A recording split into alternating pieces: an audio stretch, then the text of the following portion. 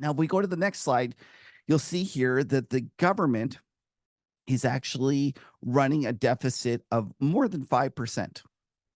And like, go look through here, you'll see that usually when they're running more than 5%, we're in a recession or we're just coming out of a recession.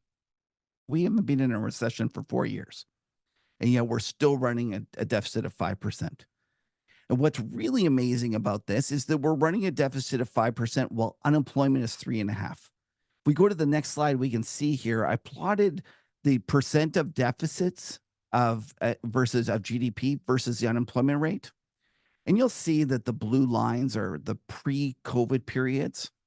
So as the unemployment rate goes up, you generally had a situation where the deficits went up, mostly because of automatic stabilizers and the government going and trying to stimulate a little bit of the economy out of it. But look at those orange dots. Those orange dots represent the post-COVID period. And this is just unprecedented in terms of the amount of fiscal stimulus that is occurring in the markets and in the economy while we're having this sort of unemployment. So if we go to the next slide, you'll see that the PCE, this is the Fed's preferred method of inflation, of watching inflation.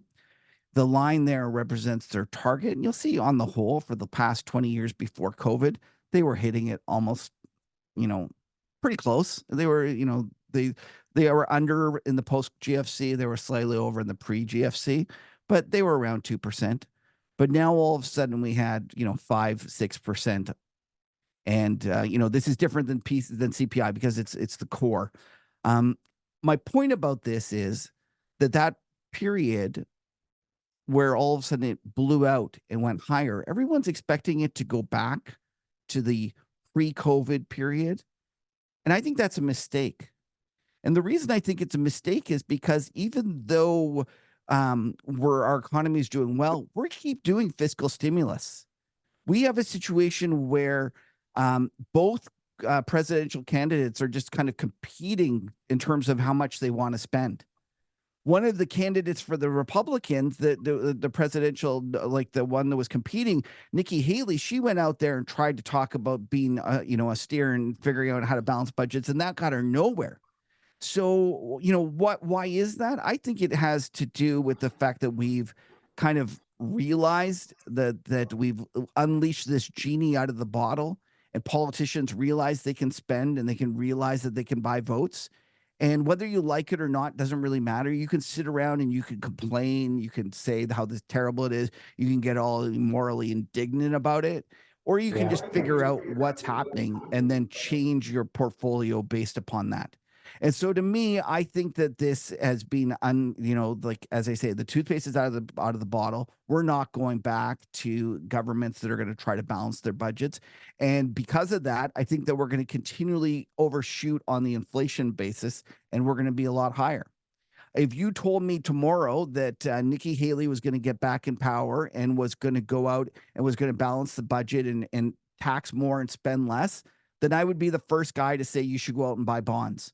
You should sell the stock market and you should buy bonds, because the reality is the economy is about to, sell off or slow down significantly.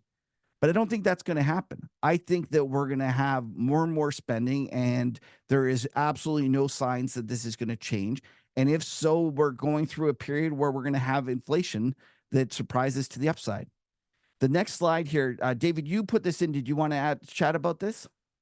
Yeah, it's from my buddy Vincent Delavard, and it's very consistent with what you've been saying. And it is really pretty amazing that so I'm old enough. I don't know if you even heard this term, Kevin, because I started this in 1979. So just as Paul Volcker was becoming the head of the Fed, that was a little bit more important than me joining the financial industry, by the way.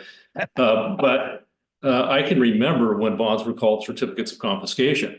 That's right. And frankly, like you, that's what I believe they are today. And for 40 years, up until the summer of 2020, I was mostly a bond bull. There were some times late in a cycle where I'd get more defensive and short in duration. But for the most part, I was a buyer of bonds, particularly anytime they sold, like your chart that showed those periodic spikes in yield. But today, what's out of favor with the retail U.S. investors, it's gold. Ironically, whereas they're still pouring huge amounts of money into not just treasury ETFs, but long treasury ETFs. And they did that last year just in time for another spanking this year. And long treasuries have lost something like half their value on an inflation adjusted basis since 2020. It's been just a bloodbath, and yet the money keeps coming in. And it is pretty amazing. I know that you're not so much a fan of TIPS, which is the second line there. So those are Treasury inflation protected securities, but because they are still bonds, and that creates a risk on the bond side. But there are these inflation break evens, which is a pure play on inflation rising. And it's illogical, frankly, but that's the way people are behaving right now. And I think it creates a heck of an opportunity. So even though gold is corrected and the gold miners are corrected, I think that's temporary, that we're in a long-term uptrend. And